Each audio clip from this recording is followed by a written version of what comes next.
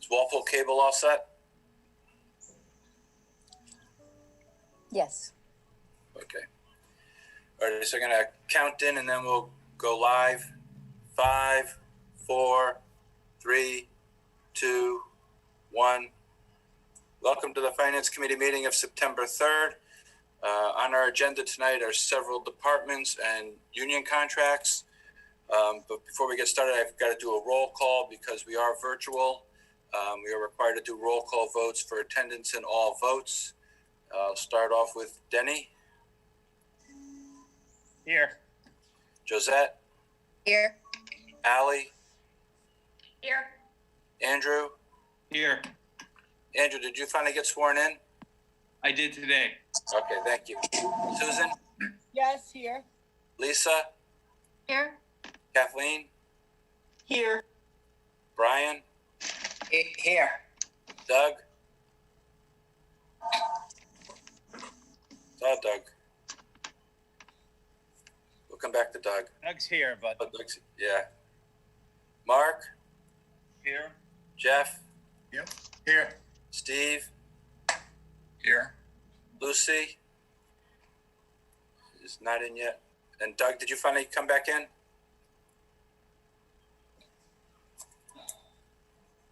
I don't see Doug. Doug, I don't Doug see is that. here. I see him. It's giving us the thumbs up, but Okay, there we go. Okay. sound just doesn't seem to be working at the moment. Alrighty. And I'm here, so that gives us 13 in attendance tonight. Alrighty. Jim, according to your schedule, we're starting with non-union pay scale and union contracts. Which do you want to take first? Who's on cue?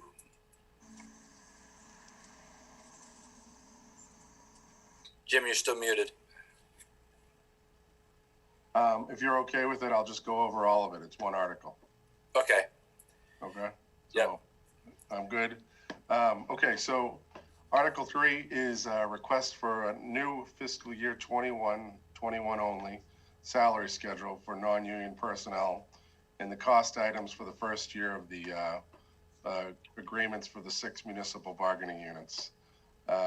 What the charter requires is that I come forward, myself and the select board come forward and present the changes to the contract, various contracts to town meeting, to you folks, and to give you the dollar impact of year one so we can appropriate that money. So what I've given you folks is the language here that's proposed, some comments regarding why am I changing this. It is a bit of a change. A lot has to do with streamlining the process, taking 7 articles, actually condensing it down to 1 article.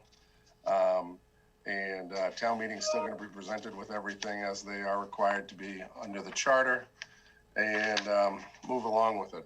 What I've given to you is the living adjustments. DPW year 1's 1.5, clerical 1.5, library 2, police contract 1.5, firefighter contract 2.5, dispatchers 2, non-union salary schedule 2% living adjustments. I've also given you folks on page 2 of the memo a quick summary of the future years of each contract. Someone always seems to ask, why are the percentages different? The percentages are different because each union is a separate collective bargaining group. I don't bargain with all of them. I'm required to bargain with all 6 of them separately. I actually had all of the bargaining done with the exception of the police department prior to COVID hitting, and we're pretty consistent there. As I stated, I think earlier this week, the total cost to this in year 1 is $311,390. I'm proposing that we pay for this out of new growth. We expect that new growth is going to come in. We budgeted $650. Originally, that amount was $950 prior to COVID. How possible would it be to have contingency clauses in these contracts that invalidate them if state aid were to significantly change, or namely decline? Because what I'm getting at is we're obviously at a moment of very high economic uncertainty. State and local governments are already pressed budget-wise, and it could potentially get way worse. And I just think it's a little it's a lot to commit to for 3-year contracts for all these unions. And so I wonder if there's a way to insert a clause that allows us to renegotiate these future pay raises if we have to make budget cuts, right? I don't want to commit us to those future pay raises if state aid declines 20% next fiscal year. We already have an unemployment rate above 17% in Massachusetts. It's one of the highest in the nation. I just think committing to these salary increases, I want to pay our workers well. I want to support unions, but it's just a moment of extreme economic uncertainty. I just want to see if there's a possibility to insert a contingency clause. Is that possible, Jim? No, there's not. I'll get right to the point. I was honest and upfront with all of these unions during COVID, right prior to COVID hitting and us shutting down town hall and going to these Zoom meetings. We had just finished up the ASME negotiations with the clerks, the library, and the DPW. Since everything opened back up, prior to just around beginning of June, I went to all the unions. I said, listen, these contracts are not on the, going to be considered on June, I think it was June 20th, whenever the town meeting was. I'll touch base with you in the summer. Once I touched base with them after town meeting, I explained to them, listen, I think we can go forward with these for the most part. I believe the board was going to be act favorably upon them, which they did. But there's a huge but. If the bottom falls out of the economy this year, next year, year 3, I'm going to come to you guys and give you a couple of options. One, I'm going to ask you for zeros across the board or to reduce your living adjustments appropriately. And if you refuse to do that, I'm going to go to you with layoffs. And they made it very clear that they understood that. So that, I guess that's the clause that protects us. We are allowed to do layoffs and we're allowed to cut back on these. But, you know, I go to them first and give them that option and really make them choose. Do you want to see your membership drop off and some of the new members be laid off? Or do you want to just simply see a 1 or a 0 in one of these years, or maybe 2 of them? And, you know, Bridget and I talked prior to, March or April, when all this started to go down.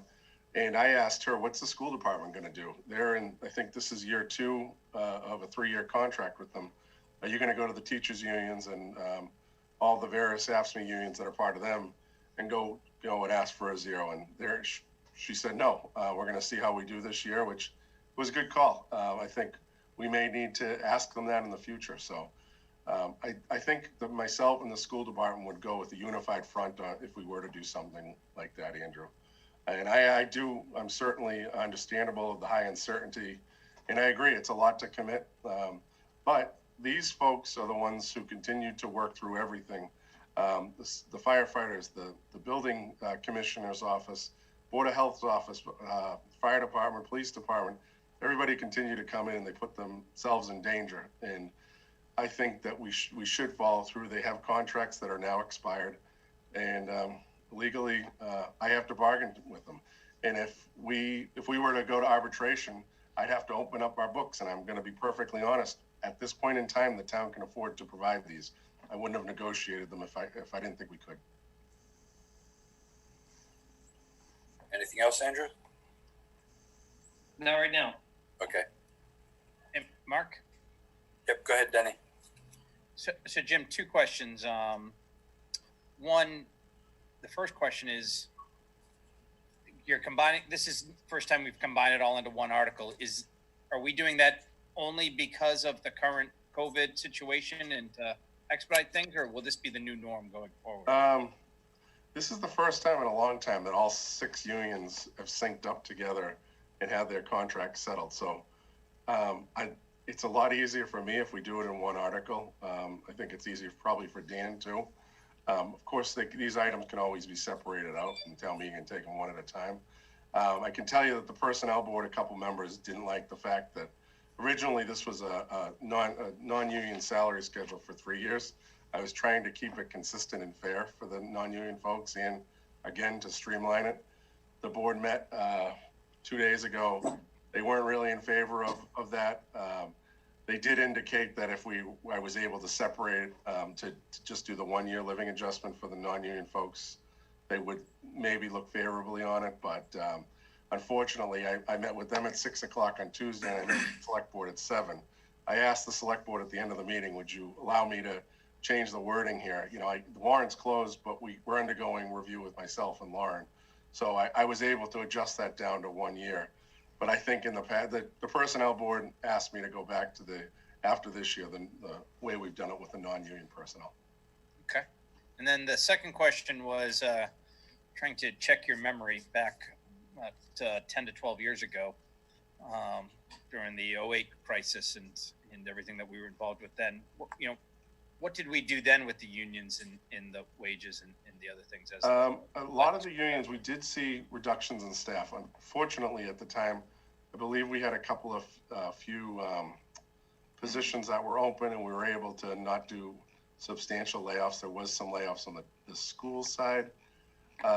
And I'm actually looking right now on my computer. This is the benefit of having you guys on Zoom to see if I can get the historic data of what we've given over the years. But it's been pretty consistent. When I first started here in 04, we were giving out 3%, but we haven't done 3% living adjustments for some time.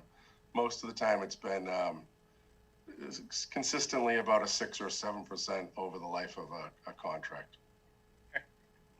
And if I find it, Denny, I'll try to share my screen or explain it to you guys what the historical data has been. Thanks, Jim. Yep, Mark? I have two questions, Mark. The first one is, I'd like to understand the reason for the increase in the revenue projections. I'm not complaining about it, but I'd just like to understand why it's so much higher than what we thought.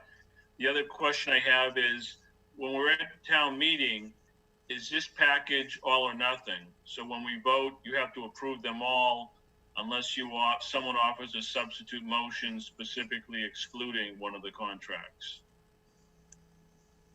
Mark, do you mind me answering that? Go ahead. So as I said, you could separate this out and ask Dan to consider these each contract separately. So you could separate them out. And why is the change in revenue? I think at the time, back in May, when we started presenting you folks with the budget, I went to Dennis and I said, listen, I'm concerned about new growth. You haven't finalized everything. What do you think? And you might recall that I reminded the finance committee that we reduced state aid by 10% across the board, which was about a 1.1% reduction. $1.1 million reduction.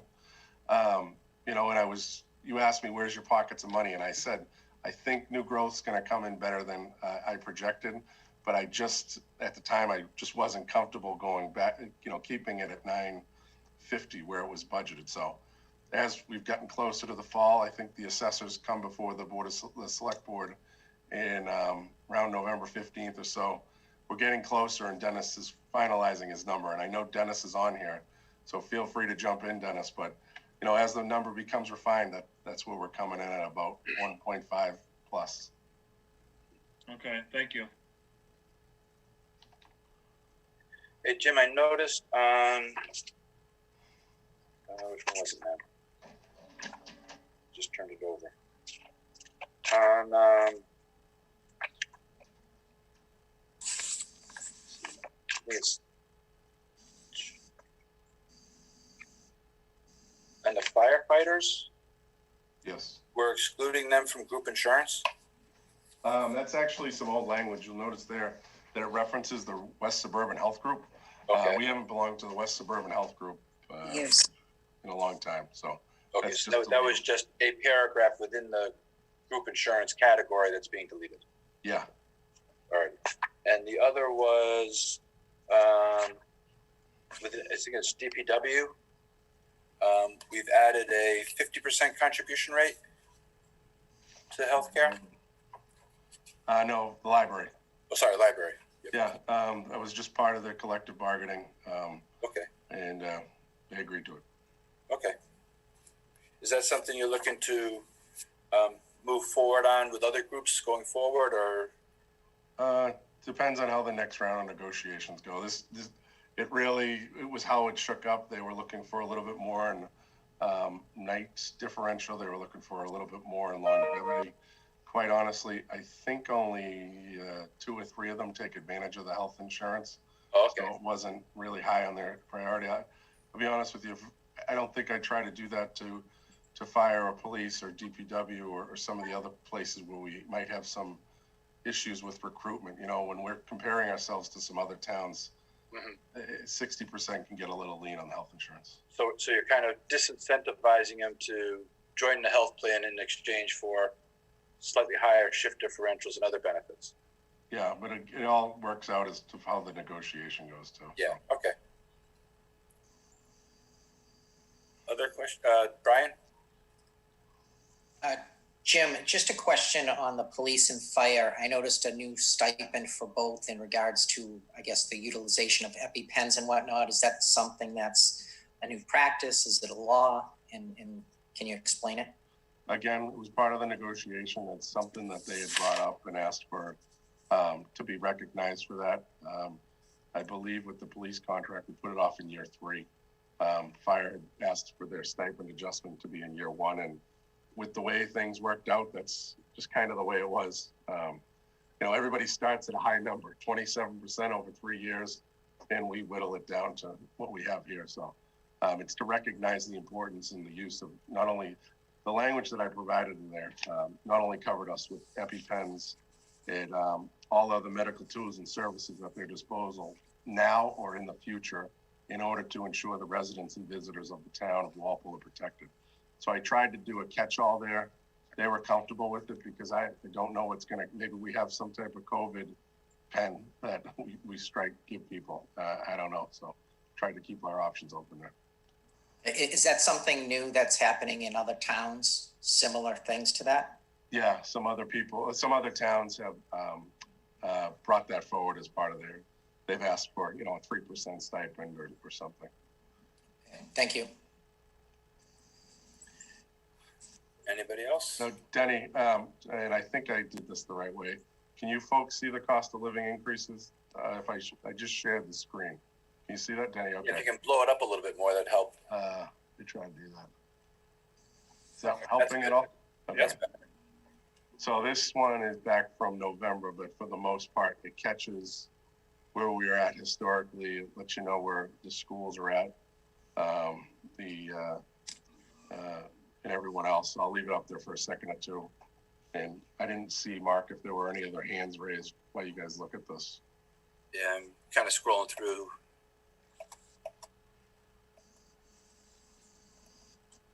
So Denny, we don't even go back to 08 on this chart. Yeah. It goes all the way back to 12.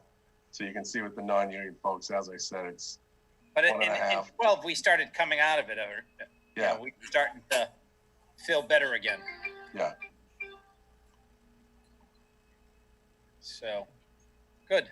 Okay. Thanks, Jim. No problem. Mark, I see Andrew has his hand up. Oh, yes, Andrew. Yeah, I was just going to follow up with what Brian just asked. I noticed the stipends as well. I mean, we can call, you know, it's basically a wage increase, right? In effect for fiscal year 2023, it's a 2% wage increase. So if I understand the math, Jim, walk me through this. 1.5 this coming fiscal year, 2.5 the next fiscal year, 3 in 2023, and then on top of that, 2 for the stipend for EpiPens and Narcan. Is that right? For the police department, yes. So that, just math-wise, that's more than it would be. It's a 9.3% increase in wages over 3 years. So that's more than what it would be if we just did 3%, 3%, 3%. Well, 3%, with police, 3%. just if I could clarify that, I was really specific in the language there. It's part of their weekly pay. And this may be getting technical, but it doesn't include their night differential, their education pay. All the straight COLAs increases everything across the board. This is, if you make $1,000 a week flat, it goes up by 2% in year 3. So, But do the wages, do the 15253, does that also apply to base pay? the 15253 is wages. Yeah, it's the base, but also with police department, you have night differential for the 2 different shifts, and you also have the education incentive that they have, which is, you know, if you have a master's degree, it's 25% of your base. If bachelor's and associates, I think are 10 and 15. I think the chief might be on here to clarify that, but those are a bit separated out. Yeah, I just want to. Yeah, okay, but 'cause I'm not trying to pick on the police contract specifically. I'm just trying to understand it as it applies for other contracts as well. If you're telling me it's not quite the same as saying, here's my succinct question for you, Jim. Is it fair to say that the fiscal year 2023 wage increase is 5%? It's just that right now we're doing 3%, and then we have this 2% thing we call the Narcan EpiPen stipend. It's not as much as 5%, but I see what you're getting at. Maybe like if you factor in that bottom line, maybe 4 or 4.5, because it's less than those other couple of items I mentioned.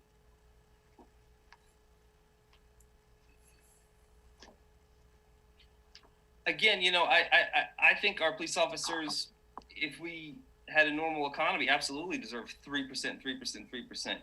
I just wonder, are we committing ourselves to a 9% pay increase over 3 years at the potential, you know, start of a huge recession? That worries me a little bit. And it's not just police. I'm just using that as a math example. It can apply to these other union contracts as well. So I just have that concern. I'm still digesting it. I'll let others ask questions. Jim, Chief, do you want me to chime in real quick? Sure, Chief, if you're okay with that, Mark. Sure. Hi. So, yeah, as Jim mentioned, with the stipends, what that doesn't do is it doesn't affect those other 2 shifts as far as the night differential. So it's like you said, it's not that total amount. It's just a percentage just for that particular stipend. It was very important for us to get in this language as far as the EpiPen, because we've had situations in Walpole where our officers have never been trained in EpiPen. But we obviously, as first responders, come across many situations where someone may be suffering from an allergic reaction. And, you know, we're basically just trying to maintain an airway and that type of thing until the fire department can get there.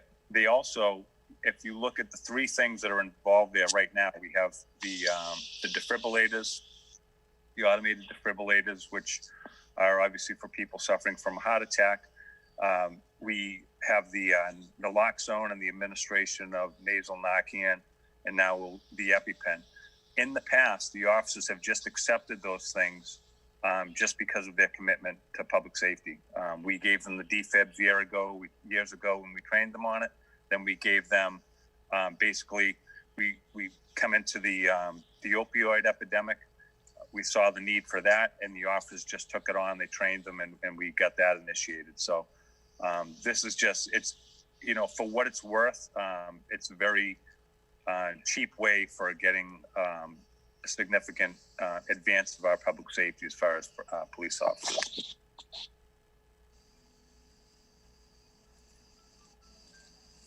Question. Go ahead, Josette. Through you, Mark.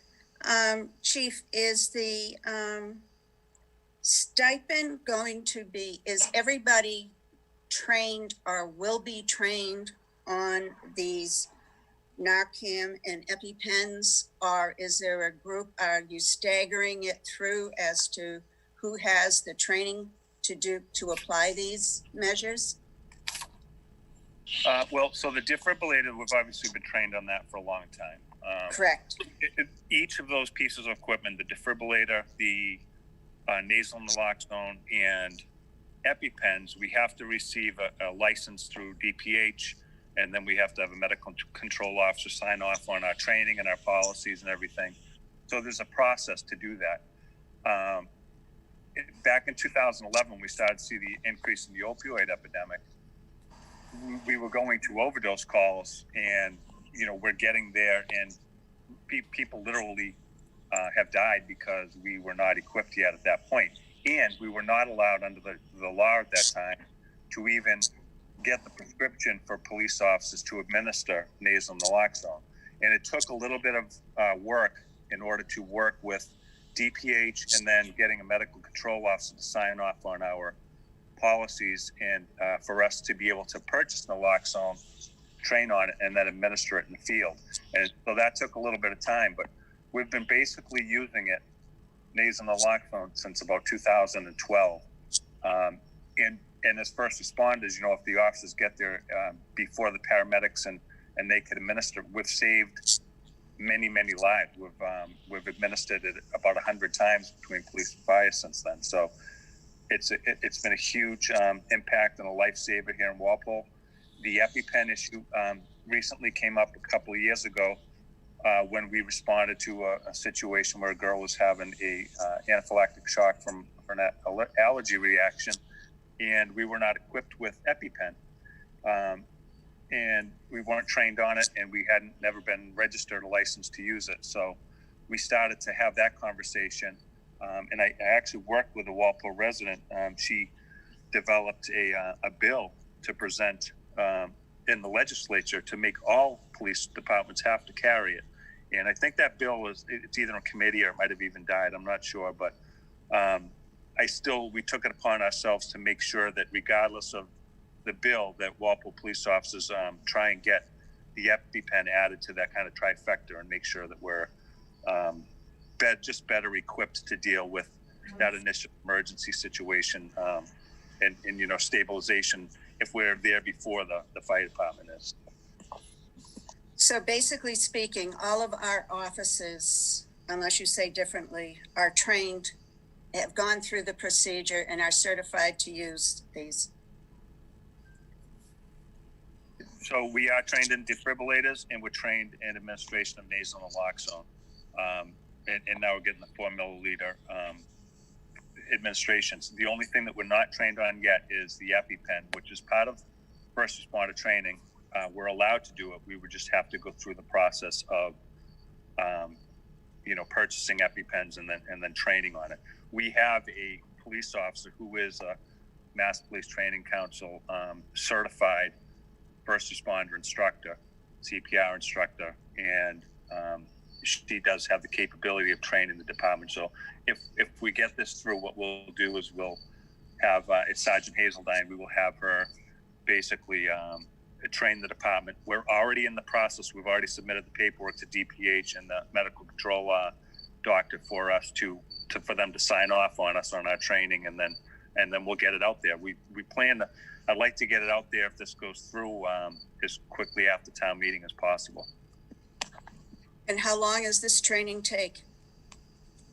Are you breaking it down to smaller groups, or is it during the course of a regular shift or after hours? How is this being addressed, or how will it be addressed? But believe it or not, because police officers are already trained in first responder and defib and nasal naloxone and all those other things, the training for the EpiPen is only an hour. So we will be able to implement that in our roll call training. And, you know, with our roll call training and the squads and the rotation of the squads, we should be able to get that training done within 2 weeks. Okay, thank you. Mark, I have a question. Actually, I had Lisa next, and then you, Ally. Yeah, thank you. Thanks. Go ahead, Lisa. You're muted. I was working on unmuting. There. Yeah, I did that very clever thing where I messaged Mark to say I was raising my hand. So it worked. Yay. I just want to circle back to the points Andrew was making about how these are very strange times, and it seems like we're making a routine compensation increase in a period that's not at all routine. And I worry that, I guess this is more of a comment than a question. So I'll just address the comment to you, Mark, and then if you find a question there, you can send it on to whoever. I worry that we are setting ourselves up to have, as our only recourse, if we take a big financial hit as the months tick on, we just have this very, very blunt instrument of laying people off. And from the town's point of view, it's far better to have 100% of our town employees at a slightly lower salary than it is to have 90% or 95% with these compensation increases that we're about to approve. And I don't know if our if that view of it also aligns with the employees themselves. I would think that for the 95% who could keep their jobs in times of layoff, that would align, but for the people who are laid off, so that's the conflict, right? If we say, yep, everyone deserves 2% and we have the money right now, but in 6 months we don't, I wish that there was some way that we could write that in as maybe 0 increases now, but then at a certain amount of time, everyone gets 3%, you know, assuming that we haven't fallen off a financial cliff. And I know it's amazing that you've managed to negotiate with all 7 groups and get, you know, very reasonable agreements on the table. But I would agree with Andrew that it seems a little crazy to move forward with any increase when the future does not look like we'll be able to sustain such an increase. Thanks. Ally? Thank you, Mark. I think it going off of Lisa and Andrew, I love our forces, our police, our fire, our library. Everyone has been working hard through all of this. I think it is a hard discussion to have these increases for the unions and looking at them and over the 3 years and the sustainability.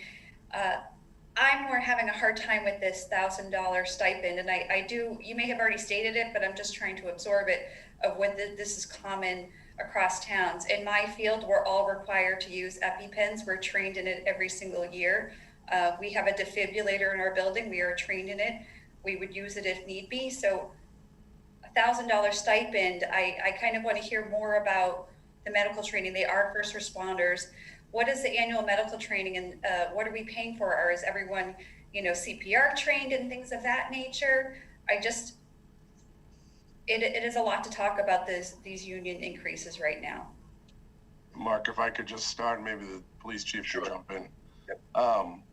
I agree with you, Ally. I really, really wish the schools really lucked out, and their timing was better than ours, but our contracts were up, and I can't do anything to change that. What I can tell you is these people are working without a contract now, all of them. And, for the police, that's 40 plus employees, DPW 40 plus, fire 40 plus, library, it's, 12 to 15, and clerks, it's almost 20 here. And, I'm legally bound to negotiate with them, and I have to negotiate with them. They understood that basically what I did here is I did a 1.5, 1.5, 2, 1.5, 2, 2, 2. I tried to keep it as low as possible. Those are pretty low living adjustments in year one. They know what they're getting into. I made that very clear. And unfortunately, at this point, I can't go back to them. We have deals on the table, and I can't renegotiate that. It's what's in place. It's what the Board of Selectmen's agreed to. And I see Andrew, I see you, Andrew, and I understand, but I have a job to do to bring it to the table here, and an obligation to these employees. I've made it very clear to them that, I'm gonna go to them and ask them if we get in that bad spot in a year or two. You need to make the decision, and I'll ask them to make the decision. You want to cut the younger employees who have less seniority here, or do you want to work with me? And I think we have a good relationship with all 6 of them across the board. Maybe I'm putting a lot of faith into them, but I think they probably choose, let's work together and try to come up with a solution. As far as the medical aspect, I'll let the chief speak to that. John, do you want to talk about that at all? And Ally, the only correction I have, it's not $1,000. It's in year 3, it's a 2% part of their base. Yes, I'll add in. So historically, I think, FinCom knows that I don't like to come across as the boogeyman, right? Like in the sky is falling type of situation. But the fact of the matter is the firefighters and police officers are the first line. They're our first responders. And they deal with life and death situations in Walpole every single day, every day. As far as police officers, our required training is first responder. That's the level. We're just under what an EMT would be. And under our training, we have to renew first responder training every year through in-service training with the Mass Police Training Council. And there are certain elements of that can also be added into first responder training. One is the defibrillator. We've been trained on the defibrillator and we've been using it as long as I've been here. We've been using it for over 20 years here in Walpole. The next item that came across was during the opioid epidemic, when we started to see overdoses back in 2011, which, by the way, since that time, we've had about 250 overdoses. We've lost 35 people in Walpole to fatal drug overdose due to the opioid epidemic. And between the police and the fire department, we have over 100 times where we've administered nasal naloxone and saved people's lives. And when I asked the police union back then if they would be willing to carry this, this medication to be administered in the field, they did it without hesitation. And they didn't ask for anything. They just did it because they knew of the problem. And now we're in another situation where a couple of years ago, as I mentioned, we had a situation where a girl had anaphylactic shock from an allergic reaction. And we were there first on the scene, and we were basically rendered incapable because we basically were there just to make sure that we maintained an airway until the paramedics could get there. And the EpiPen is so easy to use, but it's like Narcan. It's a life-saving drug that, if administered in time, it can save lives. And so now I'm asking our union to do that again. And this time I think it was contract negotiations came up. I know that the bill that had gone through the legislature was kind of dying out, but it was important. It was a priority for me to get this this trifecta, the defib, the Narcan, and the EpiPen into our toolbox, if you will. And to me, the amount that they're asking for is minuscule compared to the life-saving benefit that it will give us. Chief, real quick before you go, the department is paying for the training classes, correct? Yeah, so I already have a trained Mass Police Training Council first responder instructor, Jackie Hazelline. She's a sergeant. And the training, the additional training that we have on top of what we already have would only be 1 hour for EpiPen training. And we would do that during our roll call. Like, basically, we have roll call before every shift. And during that roll call, we would conduct the training for the EpiPen, and we would probably be able to roll it out within a couple of weeks. Is there any out-of-pocket expense by the union membership with regards to any of these certifications that we are basically requiring them to have? Outside of the annual police training and service training that they receive, which we do have to pay a fee every year for that. It's mandatory. We have to have 40 hours of training every year. This would only be just an extension of that, which we would do in-house. So there would be the only cost to Walpole would really be on the expense side when we start to purchase EpiPens to be, equipped in each cruiser. Okay. Kathleen hasn't talked on this yet, so I'm going to go to her, then to Denny, and then back to Andrew. So through you, Mark, I have a couple of questions. I understand, I'm sensitive to the fact that Jim's in a tough place, the chief's in a tough place, but just a couple of comments, and maybe I'll find a question like Lisa, but the chief just said it's only about an hour and we have it on hand. And you asked a question as to whether or not there was any out of pocket for the union members. I assumed you mean not the town, but the union members, right? Correct. So was your question answered? Yes.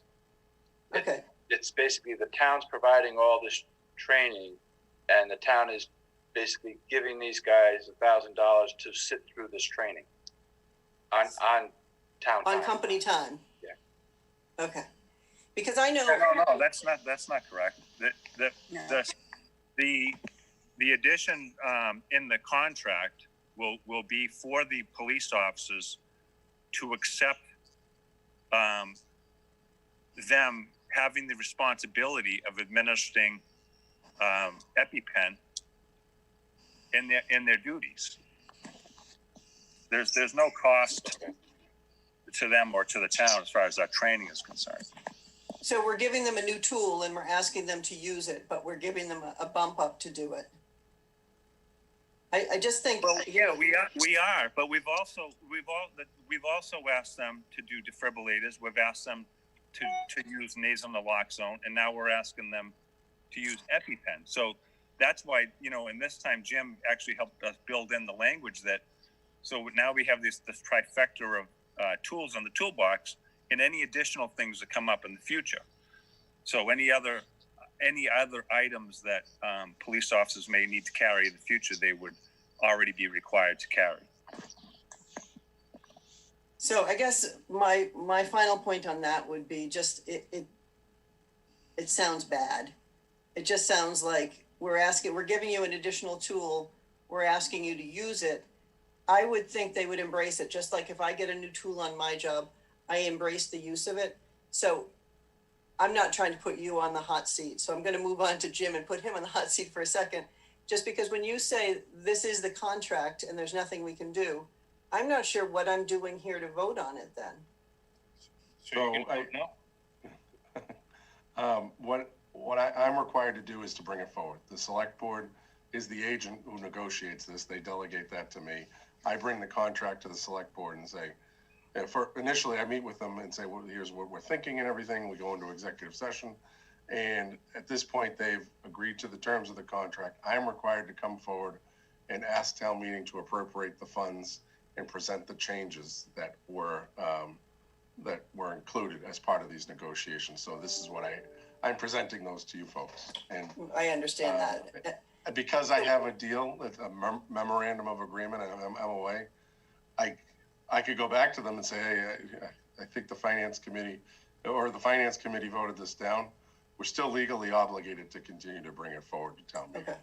So if town meeting votes not to fund one of these union contracts, does that mean the contract is invalid, or within the budget, now the chief or the department head has to cut a person to make ends meet under the terms of the contract? So if town meeting voted not to fund the police contract, we have no contract. So they would just, we'd go back to what we're currently doing, which is if you make $1,000 a week, and this was supposed to be an additional 1.5%, you stay that 1,000, and I have to go. Police and fire do have binding arbitration, which we, I'd probably go back to them and say, listen, they voted this down. Let's start to renegotiate, and hopefully we don't get to arbitration, but that's where it could lead us. Right. Okay. So Mark, since I don't speak often, I'm going to keep going just for 1 second, just to say to you, to the body, that I know we're all hearing it from people that they're very concerned about their own bills. They're very concerned about taxes going up. Everybody's in a really tricky spot. And so I think this is the first of many conversations that are going to be much more pointed about almost looking like we're nickeling and diming things, but making sure we're accounting for every penny, because people are hurting and they're asking us to be really cautious. I know you've all heard it. I'll go back on mute now, Mark. Denny, then Andrew. But we covered a lot because I wanted to get to the procedural piece of this, which is, we're not here to negotiate the collective bargaining agreement. It's already been done. Really, our opportunity here is to vote yay or nay. Maybe the one thing that comes up is typically these are all separate.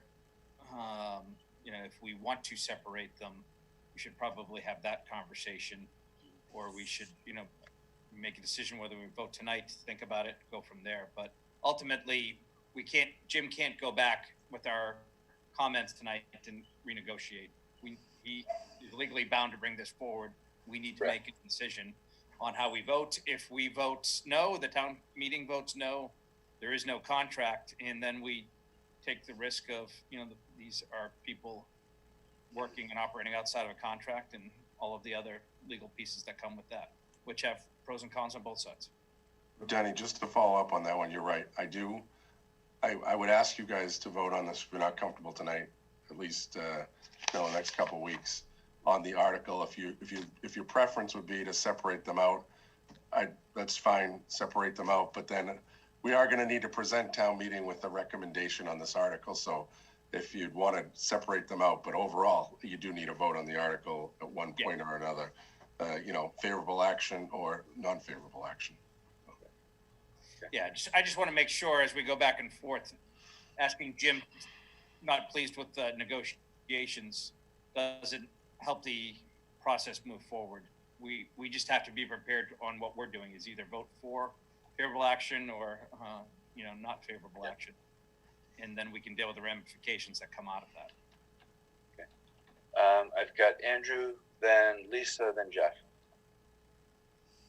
Quick comment, then a question. So my comment is just why we're spending so much time on this. I think it's important. I mean, if I understand this right, this is 7 union contracts plus the non-union personnel schedule, right? No, it's 6 union contracts plus the non-union. Gotcha. So it's like 7 articles in one. And so I just think, and it's not just 7 articles on one town meeting. A lot of these contracts are 3-year contracts. So I mean, it's just momentous, this article, I think, for the town's finances in the short term. So that's just my comment on why we're kind of hopefully doing our due diligence on this. But my question is actually not about union contracts. It's about the personnel board's relationship with the select board and with you, Jim, in making the non-union salary schedule. So is this a 1-year salary schedule for fiscal year 2021, or is there a 3-year schedule here for the non-union? A 1-year salary schedule. Gotcha. And so what has the personnel board done to weigh in on this? Actually, they told me they didn't like the 3-year salary schedule idea, so I threw that out, and that's why it's a 1-year salary schedule. I told them I'd go back to the way we did it, and so they were actually, we talked to try to get them to meet, was it tomorrow at 10 or 11? They couldn't make it, so they're meeting again on Tuesday night to reconsider. They really didn't like the 3-year idea. So okay, and so just to be clear, they haven't met since the spring. No, they met this week. That's how I Okay. get feedback. Yeah. Gotcha. All right, that concludes my questions. I at the very least, I would appreciate more time to deliberate on this, just because of the momentous nature of all the contracts we're going to vote on. That's my final comment.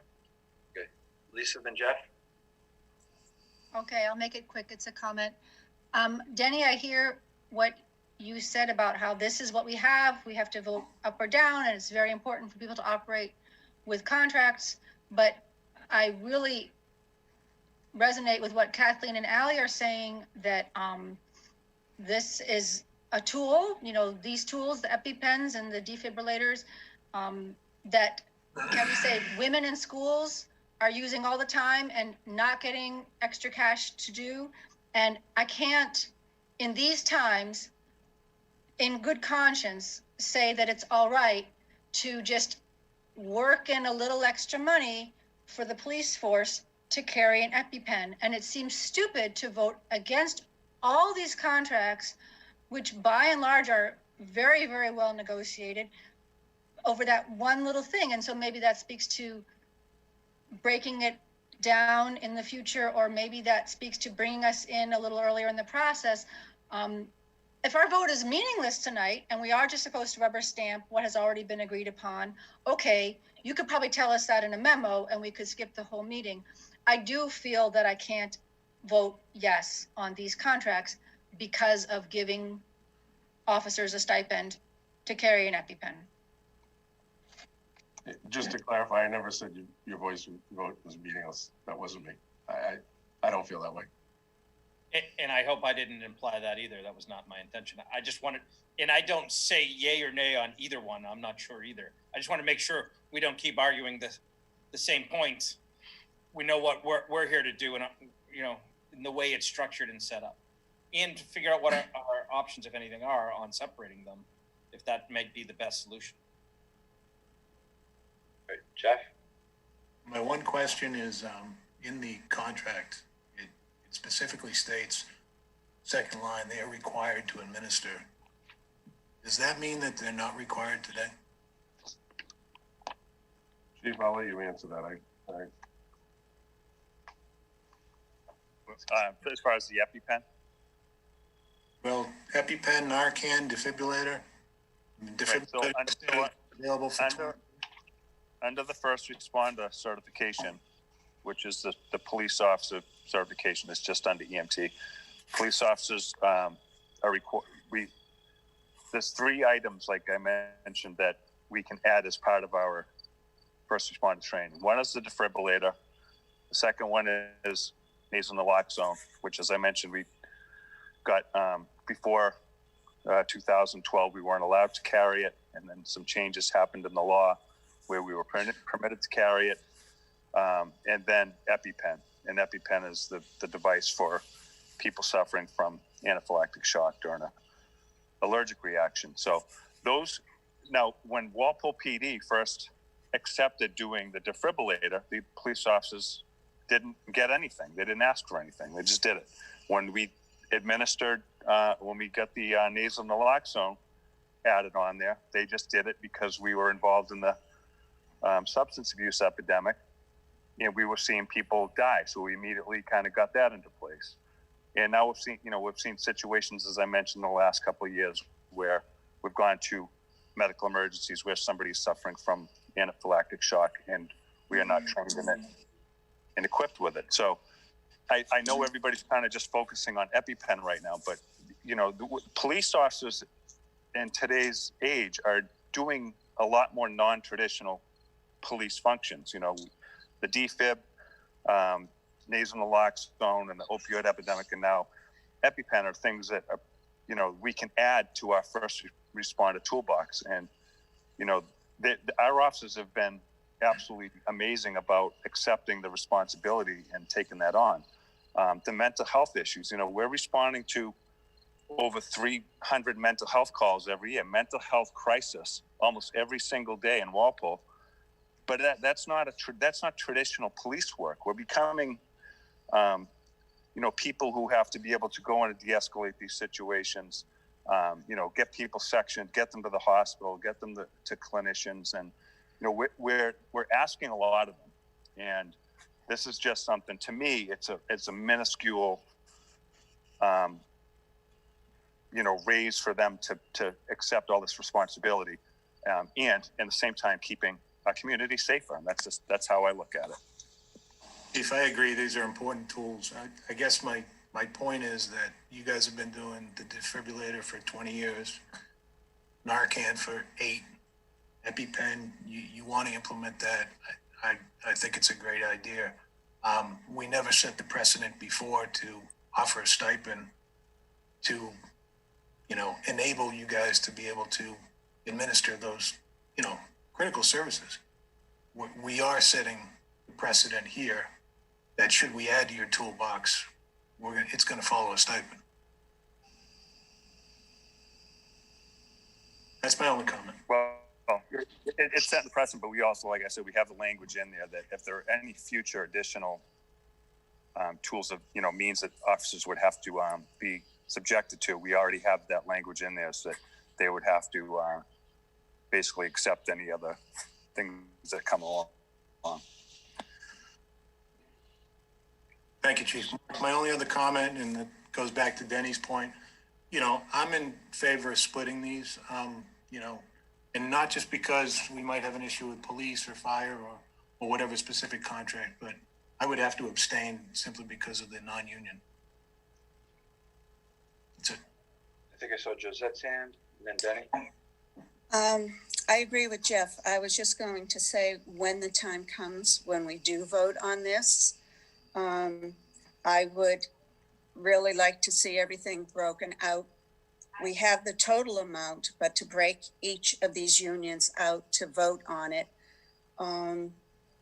If that's the pleasure of the board, I would be in favor of it. And Jeff said this before me, and I kind of get that flavor from half of the board that they would prefer that. So whether you want to get a consensus as to how hypothetically we want to address this when it comes time to vote on it, fine. But again, I would abstain myself I would not be comfortable with doing a total for all of these unions. I would like them to be taken individually, and then at the end of taking individual votes, we still have the grand total. It can still continue as it is written up under Article 3.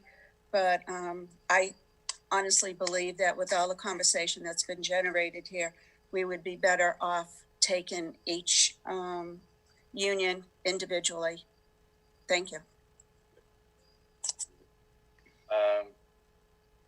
Hang on, Brian, real quick. Jim, I'm going to table this to another night. I know we've got other people on the agenda, and my gut feeling is that we're not ready to vote. But what I would like is, can we get Labor Council and possibly Town Council to confer on, we are being asked to fund the first year of the contract with a dollar amount, and at the same time accept the contract. Can those be separate things? And I'm not sure if that's something you can answer right now, but I think that needs to get bounced out. So I mean, we could vote the funding of year one of the contract, but say, you've got to bring back the contract for review on year 2. And basically, when we get to year 3, where these other things kick in, we turn around and says, yeah, we don't want that. Or maybe the FinCom or town finds that they're in a better situation to approve year 3 and basically just approve the contract year by year. Mark, can I be heard? So Mark, collective bargaining, you can't, remember, this isn't what we want to do and go from there. These are federal statutes that we have to comply with and follow. And we collectively bargained. We have a memorandum of understanding in place. It's for this term. Times have changed since it was negotiated and carried forward. Right. And both parties have the legal right to modify and redo that if they so choose, but don't have to. So we just can't say, hey, we're going to pay you this year, but we're not actually going to sign the contract unless the unions want to come back and do some things from there. I think this is a, let's move, we should probably defer, do a little work and do some prep for this in the next week or 2 as we come forward. Okay. And Okay, I apologize. I need to step out. I will be back as soon as possible. Okay. Hey, Mark, can I speak? Yeah. Sure. And give you a quick update. So I put you all on mute, and this is what one of the benefits of doing this over Zoom. I called town council. I just talked to her. I get your gist here. You don't like the idea that we combined everything together. My fault. It was me trying to streamline everything along. So I'll fall on the sword on that one. But there is a message well received. Won't do it again. But we could, if you'd like, make a motion to do each one of these separately, as I stated.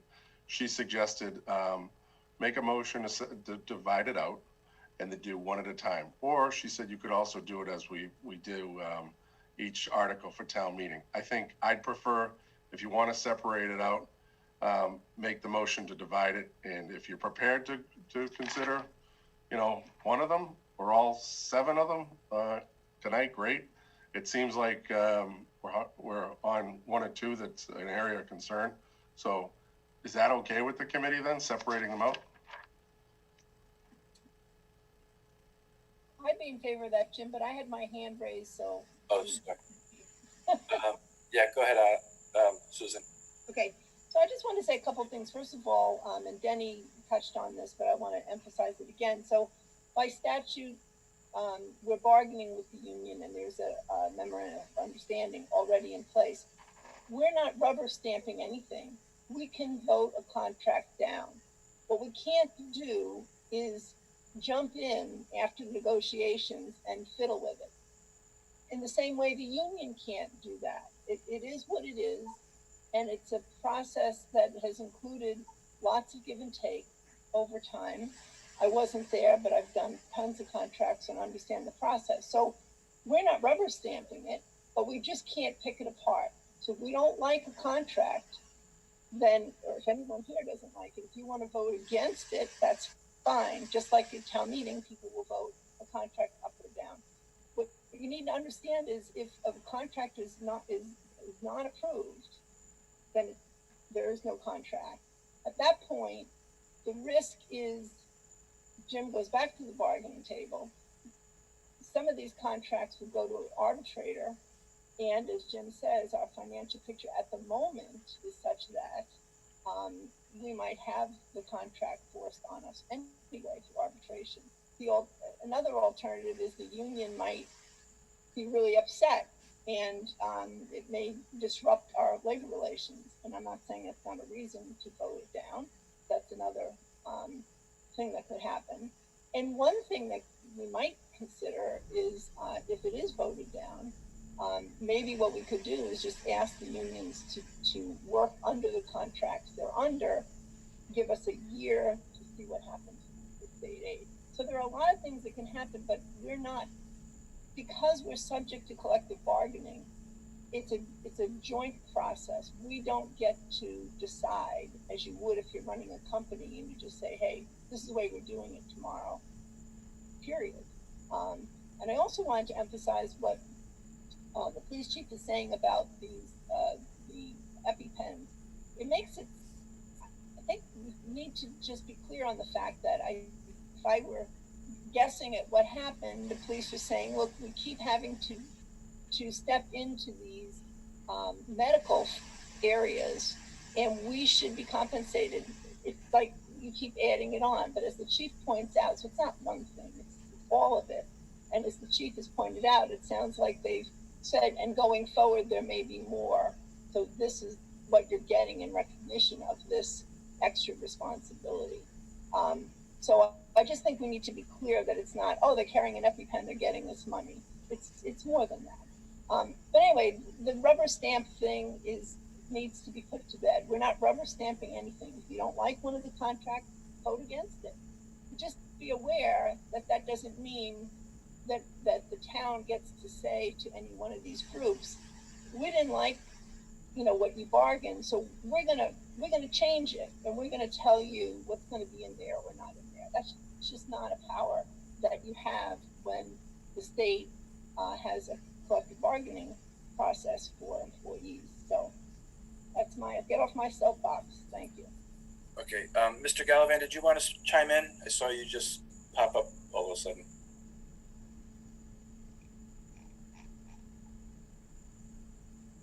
No, I don't need to chime in. I'm here for one of the future items. Okay. So. Alrighty. Yes, Brian. So I just have a few things. Like Andrew mentioned, I think this article is really important. It is over 3 years, and a combined 3 years of probably just over $1 million. Jim, are the contracts always in 3 years? Or has there ever been a time that there's been, and I understand there's a lot of work that goes into them. Has there ever been a time that you've had to do contracts year by year?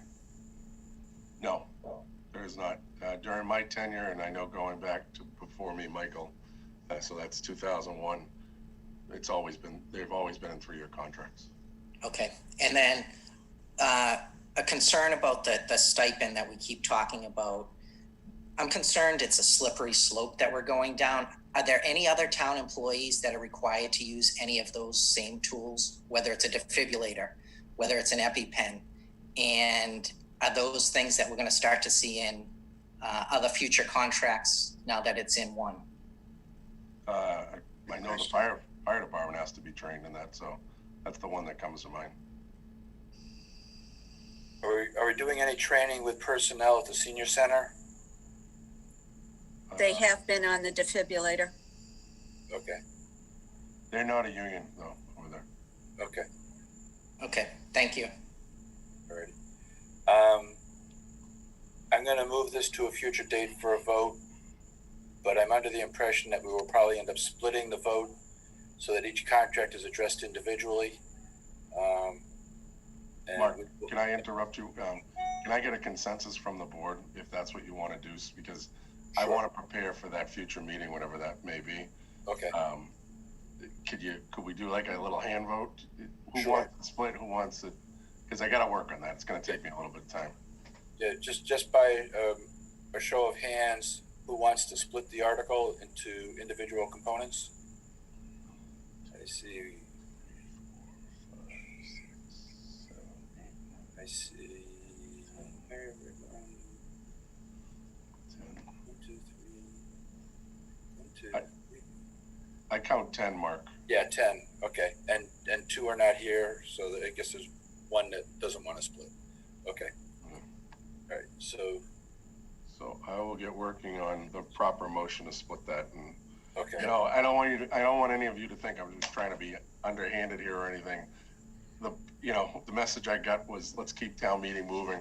I found this as a way to reduce 7 down to 1 article. So yeah. Would never think that of you, Jim. Do you want to move that to the 17th, Jim? What do we got on the 17th? It's just Article 2.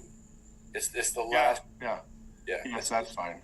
It's a wide open. I actually tentatively have OPEB and stabilization on that night too. Right. Yeah, but there's not a lot of outside people coming in. But if we have the contracts, then we'll have other people coming in to at least hear and possibly speak to them. Okay. Okay. Thank you. Alrighty.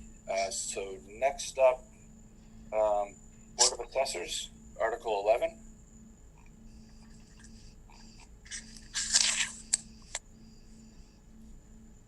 Mark, I know Jack is here and I see Dennis. Okay. Do you want a kind of introduction from Jack? Yeah, let's have them bring us into this. Jack Fisher, it's all you if you can hear me.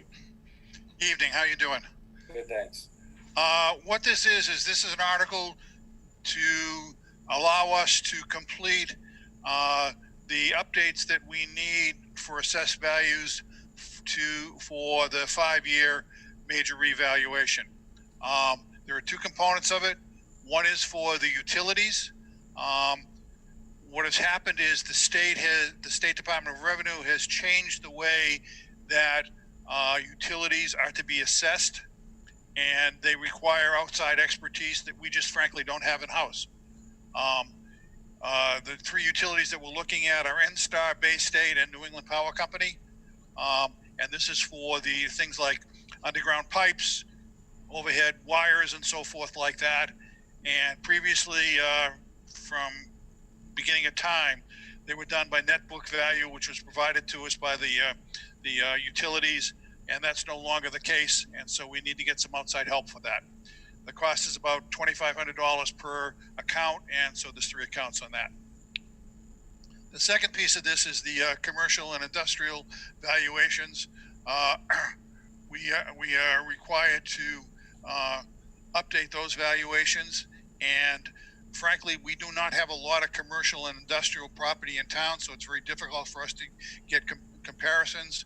And so what we normally do is we normally do all of the residential internally within the town, and then we go for outside help for the commercial and industrial valuations.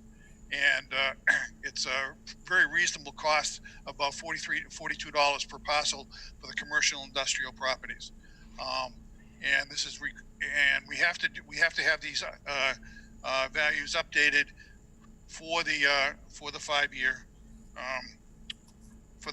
reval. It within the Municipal Modernization Act of 2 years ago, it changed from 3 years to 5 years. And any questions that you may have on that, we'll be happy to answer them.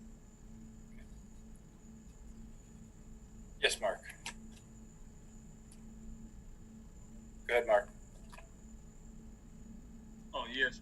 I'm wondering about the methodology that you're using. I understand the reason for it, but the package that we're buying, is it like state approved, or could the possible utility companies and others challenge it and say, well, no, you're not using the correct process, methodology, that type of thing, and we end up getting into a battle with them because they want to dispute this, the technical services, the consultant's opinion that we've brought on board? What we're doing is we're going to be following the methodology that was mandated by the court decision for Boston last year. Okay, so it's a mandated methodology that we're following, so there won't be any challenges to how we're interpreting the assessed value versus the way somebody else might interpret it. If there's a well, they can honestly, anybody can challenge the evaluation, In the reality, as long as we follow the court mandated process, there shouldn't be any problem. We don't anticipate any difficulty. This All is right, fine, thank you. This was basically the article we had in the spring, correct, Jim? No, this one wasn't proposed in the spring. Wasn't? Different. I don't- We've had it before, previous Had it years. before. similar. This was on the original warrant in the spring. Yeah, but Dennis resubmitted it this year, so I didn't take it I didn't roll it forward. They asked for it to be on there. Okay. No.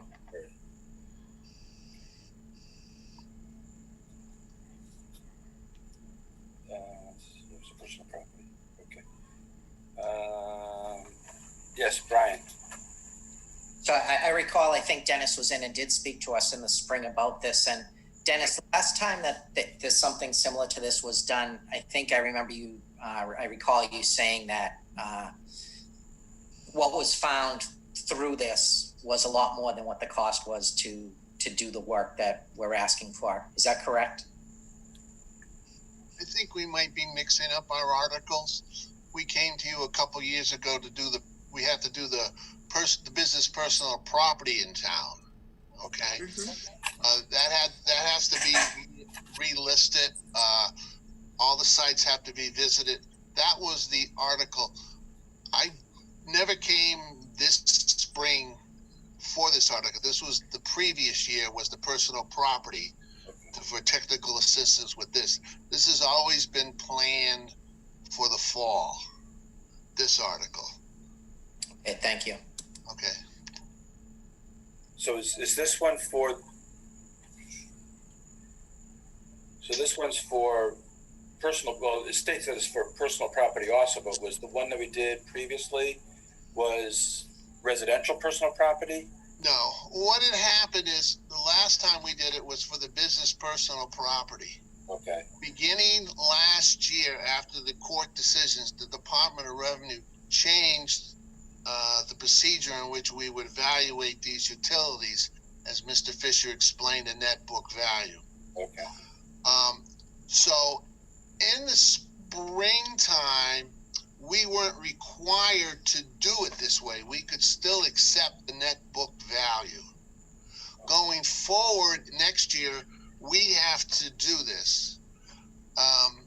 So it wasn't in our original budget. This was added to this. Usually we don't ask for the cost to do the utilities. So we had to add the extra 7,500 to this. Probably going forward in the fiscal 22 budget, it will probably be a line item in the assessor's expense budget. Okay. Josette? Through you, Dennis, is this going to be an annual process you have to go through? The reevaluation? No, or is every it every year. 5 years? Okay. Every year we're required to update our values and meet the minimum guidelines by the Department of Revenue. Mhm. It used to be every 3 years, but as Jack explained during the municipal, some sort of modernization act, they switched it to 5 years. So every 5 years they do an in-depth analysis of all the property assessments, by rents, expenses, income approach, and everything. It's sort of like getting your car inspected. You can go a couple years, you fix this, fix that, but then every so often you have to go through the complete inspection. And that's what this is. This is like I said, every 5 years. And every year we do this in-house. Like I said, we do all the residential values and everything. But because it's, like I said, a reval year, to do the residential and the commercial and to seek out all the information that's related to the commercial properties, it's better that we hire a technical consultant. So as you said, this will be a line item for you going forward because it's going to be changing. You're not going to be able to have just the one evaluation go indefinitely for you.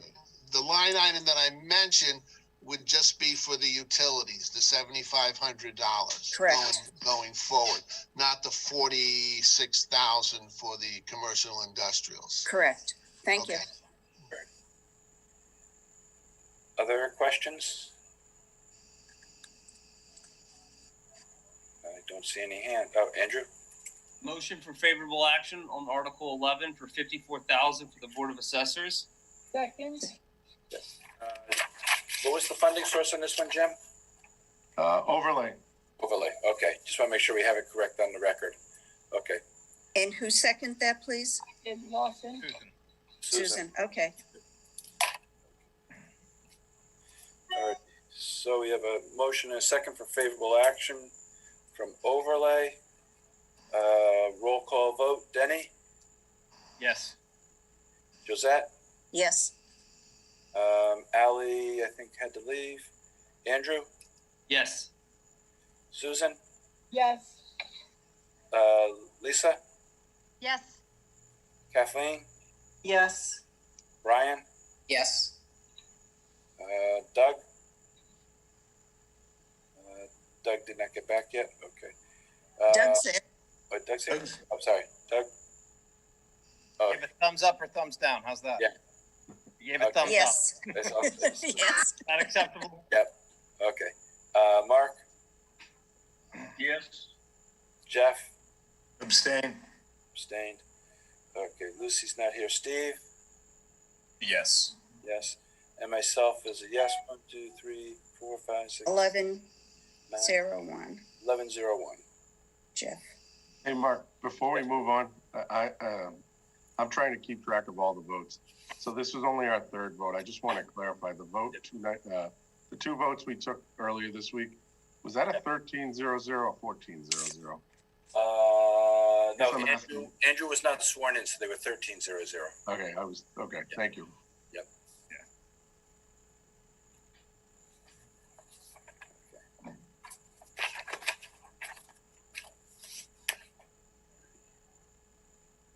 And we are on to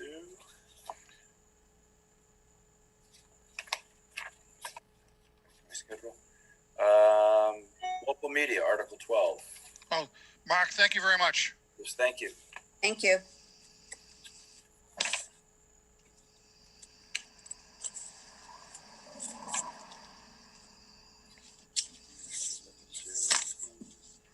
Favorable action.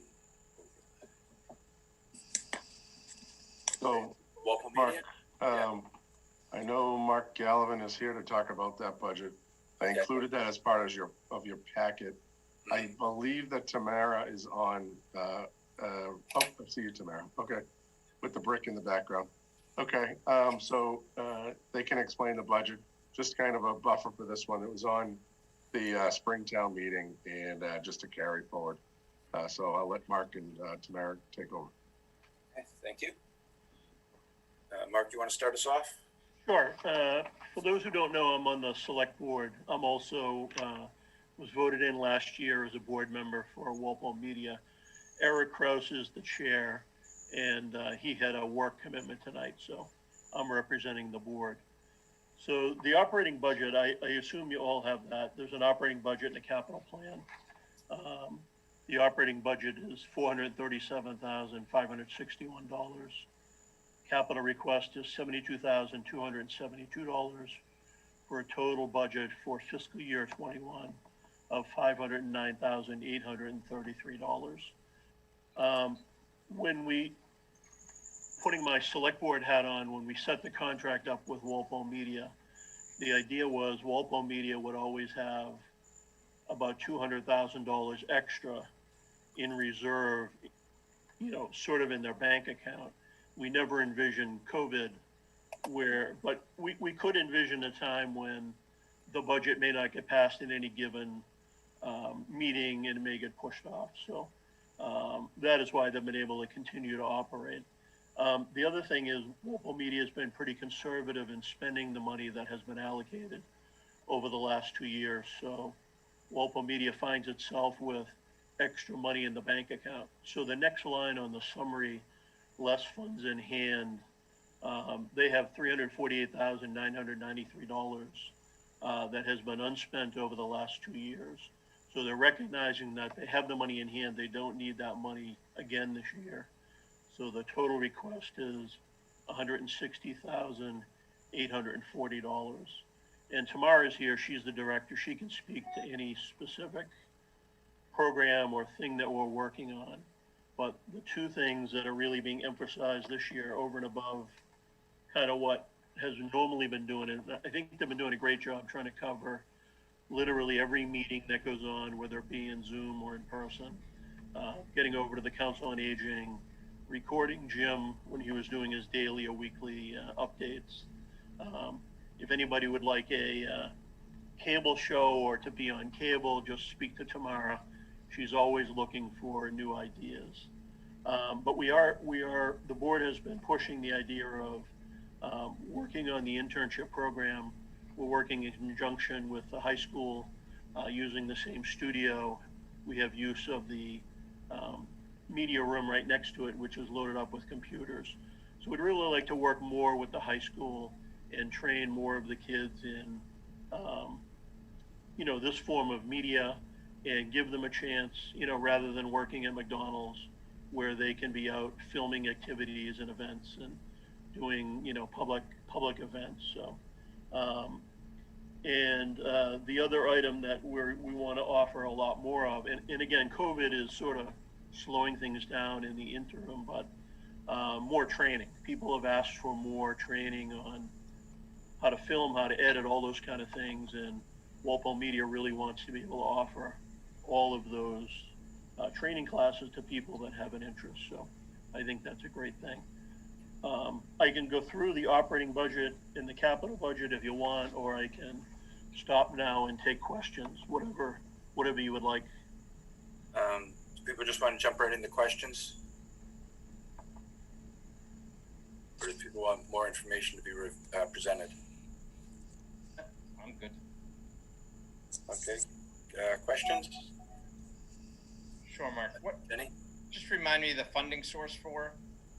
Sure. So on every time you pay a cable bill for Verizon or Comcast Xfinity, a small portion of that bill goes for public access TV, which covers sort of the three areas: P for public, E for education, and G for government.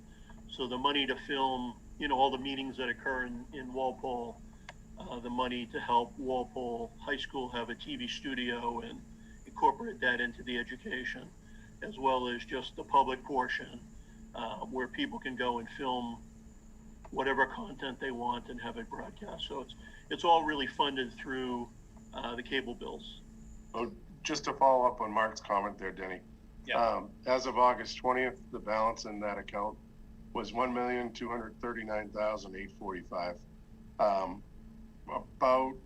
We get about $72,000 to $75,000 each quarter from Verizon, in the same amount from Comcast. So we've got $1 million plus that can only be used, correct me if I'm wrong, for the video for Walpole Community Television or something similar. Is that correct? Towards Walpole Media Corp and or towards something related to cable here in town. Yeah. I think as part of capital, I'm recommending a couple of items be funded through the cable account. We've done that a couple of times before, but it's really technology related to communication within the community. So this has no impact on the town budget or anything else. It's just transferring from one to the other. Just a transfer. Right. Thank you. Jim, with regards to town meeting, trying to do indoor multiple locations, is the equipment for that something that could go through Walpole Media, even though it would probably be built into the schools permanently? I know when we met out a couple of months ago to talk about using the high school auditorium, there's an issue as far as running a Zoom meeting and a meeting live at the same time, because we're trying to do something similar to this, but also allow, I think it was the zoning board, to hear one of the 40Bs in person. So I believe the cable has taken that up, and they're talking about 40 or 50,000 worth of improvements to the auditorium. Most recently, I know Jim DiTilio did a lot of work with lighting in the auditorium. So they've done things like that. Tamara or Mark, am I missing some other big projects that we've done? If I can just actually go back to what you said about the auditorium, we do have the ability to do both an in-person meeting and allow for real-time Zoom capability. We did a test. Same time? Good. Yeah. And Jim, you also mentioned there is an ongoing project going on right now in the Walpole High School auditorium for $48,000, which is upgrading the camera capability and the sound capability within the auditorium, which will be used for town meeting. And, you know, obviously it can be used for plays and whatever else is happening there, but that's a project that is underway right now. I think they're waiting on a little bit of equipment, but I think that's pretty far along. Tamara can update if I've said anything sort of out of scope. Nope, everything is 100% correct. I mean, what I was looking at though was that trying to do town meeting with live access to multiple locations so that there's 50 people in the auditorium, there's 50 people in the gym or 60 people in the gym, there's 40 people in the cafeteria, all being able to see on screens at the same time the other locations, and also to have the communications of microphones in those areas feeding back to the main meeting. Is that, I mean, I'm not sure what the cost would be, but is that something that could be done through Walpole Cable, or does that kind of push the envelope because it's strictly for town meeting type of use? I think, in my opinion, it'd be allowed. Jody, yeah, Jody, is this something you'd be comfortable with too? Yeah, I think that would be okay. Okay. All right. I guess Tamara and Mark, you have a next project. Well, I mean, if we're going to be stuck with COVID and we're going to be trying to do town meetings in October and finding a weekend where it's not raining, you know, at least getting the ball rolling on a capital project and at least scoping it out, seeing what it would take to make that happen.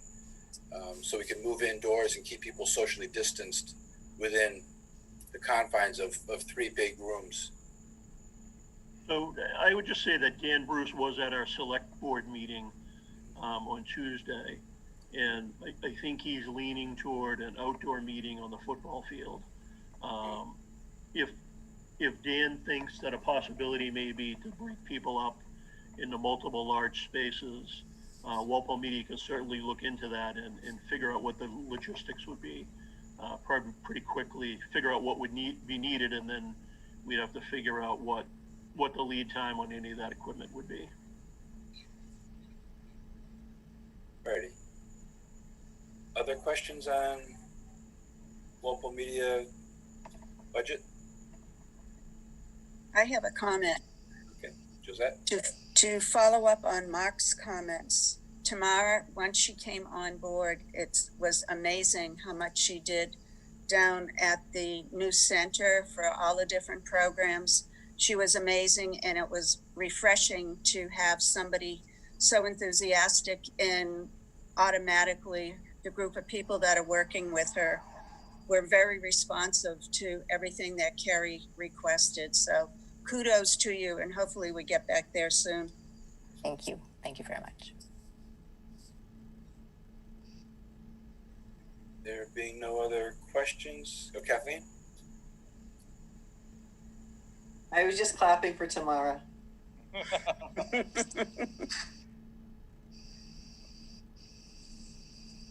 Alrighty. So Mark, yep. got a motion for favorable action for Article 12. 12, thank you. So Danny, could you just clarify motion for favorable action on the Walpole Media Corp, Article 12 budget? I'll tell you something at the end of this, but it'd be easier for me if you also included what it is at this point. So the number? No, just what it is. Specifically, move to favorable action, Article 12 as it stands now, Walpole Media Corp operating budget. Thank you. Oh, so moved as stated by Jim. You're gonna like my idea at the end of the meeting, so. Perfect, Yeah. perfect. Okay. I'll second.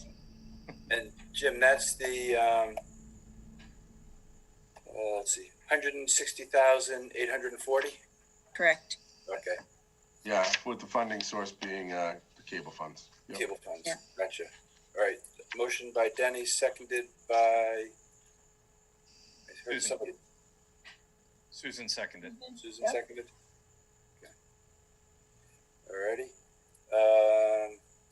Roll call, Denny, Yes. Josette, Yes, Andrew, Yes.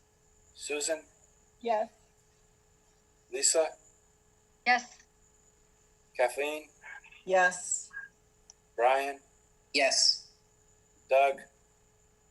I'm trying to find him on my screen here. There he is. Hands up. Yes. hands up. All right. Mark, Yes. Jeff, Yes. and Steve. Yes. Yes. And myself, yes. Okay. 12-0-0. Thank you, 13. everybody. Oh, Thank my- you, Mara.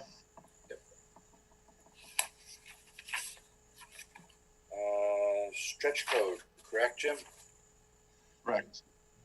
Mark, that final vote, was that 11-0-0 or 12-0-0? That was 12-0-0. Thank you. So stretch code, I know Gene Duffy and Phil, I see you there, Phil, are on this call. And I also asked Mike Yanovich, the building commissioner, to jump in here. The stretch code is something that we've talked about for a couple of years here in Walpole. What's before you is some real generic language to get it on the warrant. The plan is to fine tune the bylaw, keep it on file with the town clerk up until town meeting. We'll make sure we include it in the packets and have it ready to go to just basically slide into this is a general bylaw. This is not going to be a zoning bylaw, so it's not a 2/3. We don't have to have a big hearing on it or anything. And this is something that Phil and Gene have been talking to me and to Ben and to Mark Gallivan and to Jim and David and Nancy and the rest of the board of the select board for a while. So with that, Phil, do you have anything else you want to add to that? Yeah, I have a presentation. We don't need to do that. But I just want to, point out that one of the reasons we're doing this is because it's one of the criteria for Walpole applying and being accepted to the Green Communities Act. And, that's something that the select board voted to continue with the application. They voted last Tuesday to do that.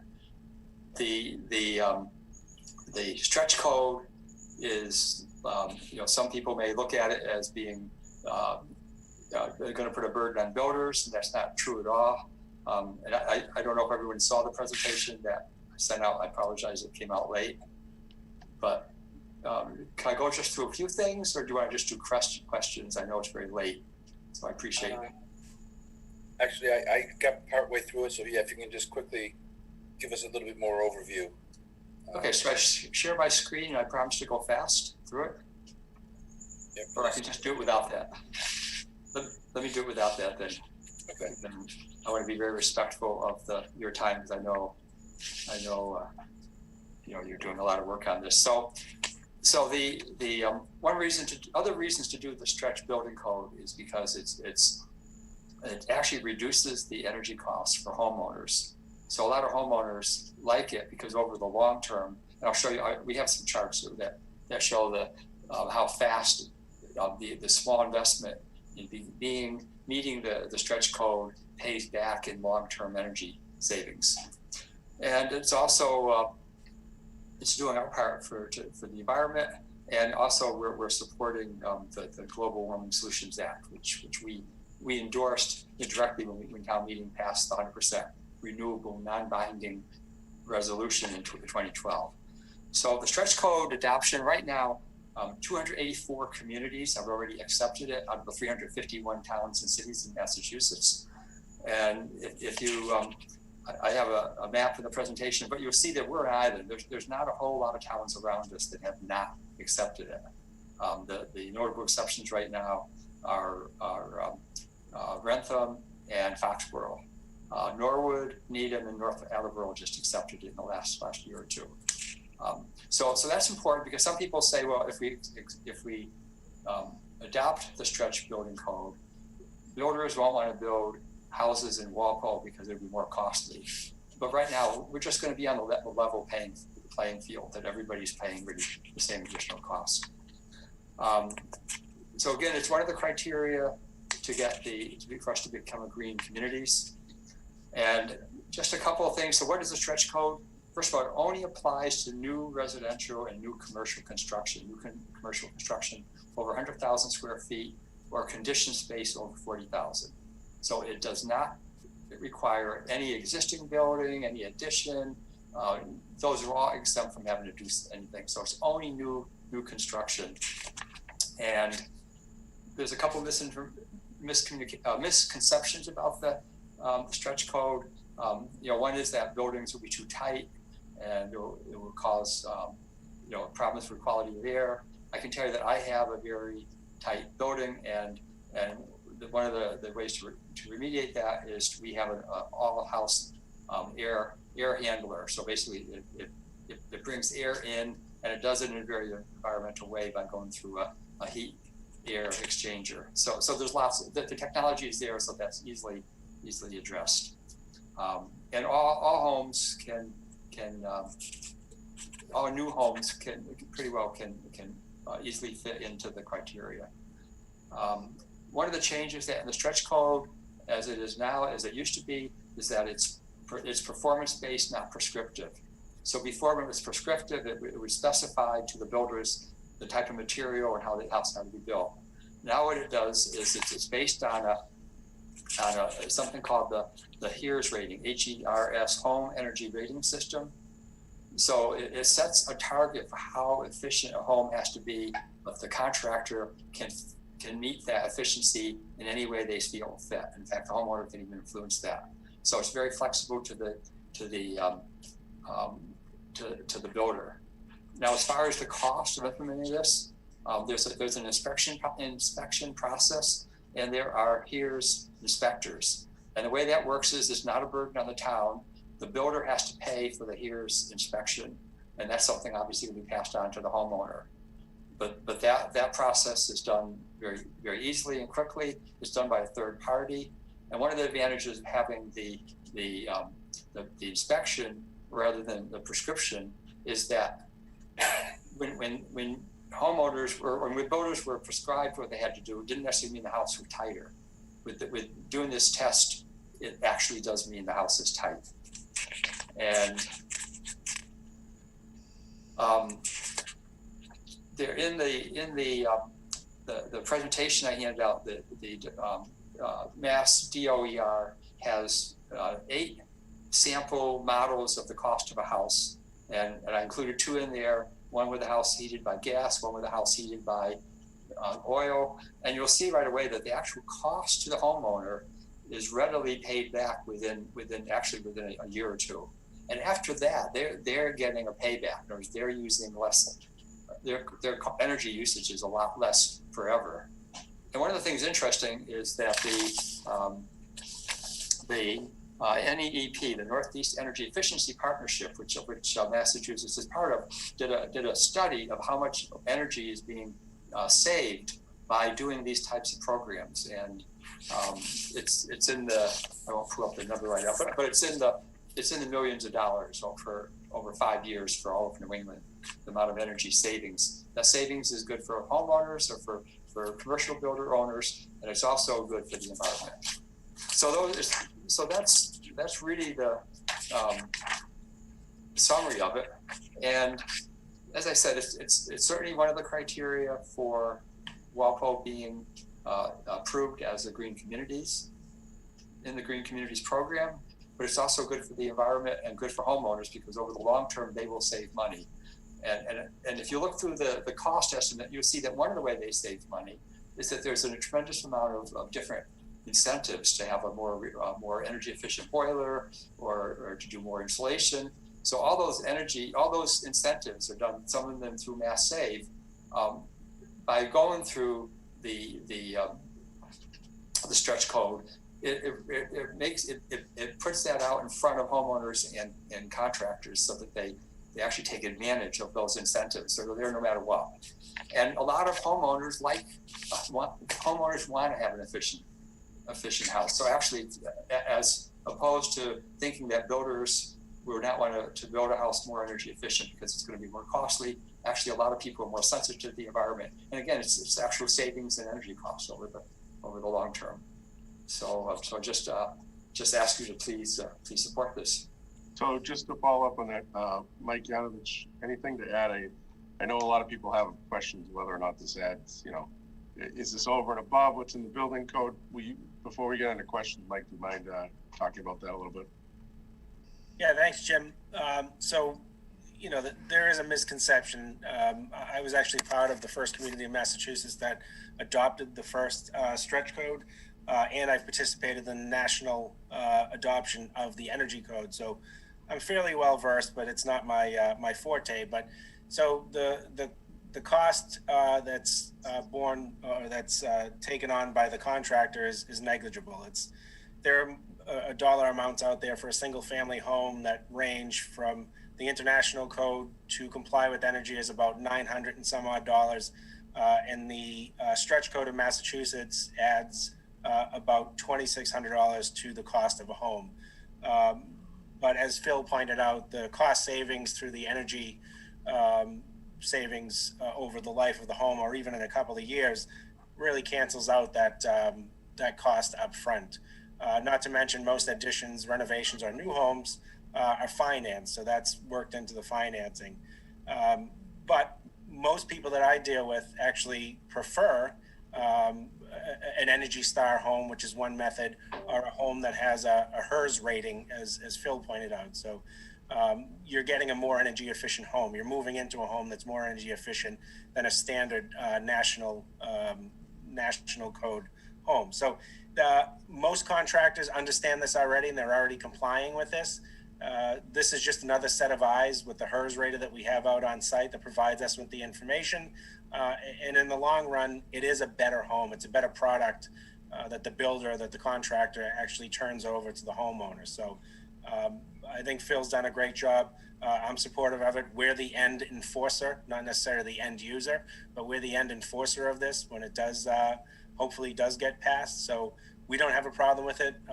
280 some odd towns in Massachusetts have actually adopted the stretch code out of the total number of towns in Massachusetts. So, we're catching up, and hopefully this does go through, and we'll have no problem enforcing it in our department. So if there are any other questions, I can answer them if you have them.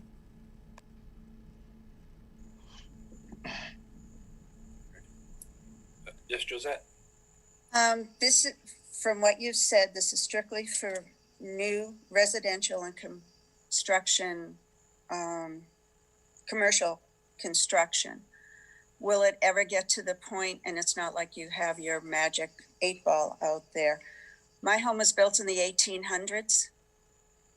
Is there going to come a point where you're going to be making the older homeowners like myself bring our old homes up to the standards of this? So there's two things that go along with that. One, the energy code actually exempts historic homes, and we have different ways of deeming homes historic based on local and based on national standards. But there's also addition. So one thing I need to clarify is there is a requirement for additions regarding HERS raters. So if you're constructing a new addition onto a home, we look at that addition. So you're looking at maybe windows for that structure at that point. You're not looking at the whole house. So if you're installing windows in an addition, the national says the fenestration requirement is a U value of 30. A U value of 32, and the stretch code says 0.30. So it's a little bit more stringent. But Home Depot, Pella, National Lumber are not selling non-stretch code compliant windows. So when you go out, you're actually going to end up buying the same window because most of the communities in Massachusetts, that's what they're providing. That's what they're required to have anyway. So the materials and whatnot to put an addition on your home or renovate your home are already going to be energy code compliant or stretch code compliant. Okay, thank you. Other questions? Don't see any hands. Anybody want to forward a motion? Andrew?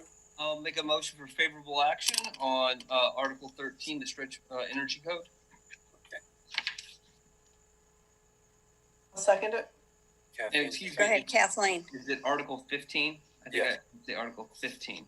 yes, and seconded by Kathleen. Correct. Okay, no other discussion. Denny, We're good. Yes. Yes. Sorry. Josette, Yes. Andrew, Yes. Susan, She's muted. yeah, Susan, Yes. Lisa, Yes. Kathleen, Yes. Brian, Yes. Doug. Yes. Hey, he's back on. Hey, he's back. Yes, finally. Mark. Yes. Okay. Let's see. Jeff Yes. and Steve Yes. and myself is a yes. So 12-0-0 on Article 15. Thank you, gentlemen. Thank you Can all. I ask one you. question? Sure, There's Jeff. something in there about July 1st versus January 1st. Can we just clarify that? Sorry. Oh, Stretch code must take effect July 1st or January 1st. What is I that? think council added that in there, Jeff, depending on when we pass it, because she left it open-ended. If you pass it in May, it takes effect in July, you know. Thank so- you. Thanks. Thank you all. alrighty. Thank you. Thank you. We're on to street acceptances. Oh, just an introduction. I see Carl and I think Rick's still here. Yes, Rick's still here. So, again, this was taking, in the past, we've done these out over several articles. And I think this one might be a little bit less controversial. We're just getting that down to just one single article here. Carl's gone through and more or less vetted these. I've included the maps for your consideration. And Carl or Rick, am I missing anything? No, I don't think so, Jim. You've included in your package where everything is and a miniature version of the acceptance plans. The planning board has released the bond funds in July. Earlier than that, we had the developer square away a very small punch list. They did very well with it. These roads are very well done. They're in great shape. It's time for them to come on board and become public ways. And so the town meeting accepting the article is part of that process. So they're ready to go. We're very pleased with them. Any questions? Anybody wish to hold out a particular street? Or Jeff, go ahead. Hey, you got sidewalks on these streets?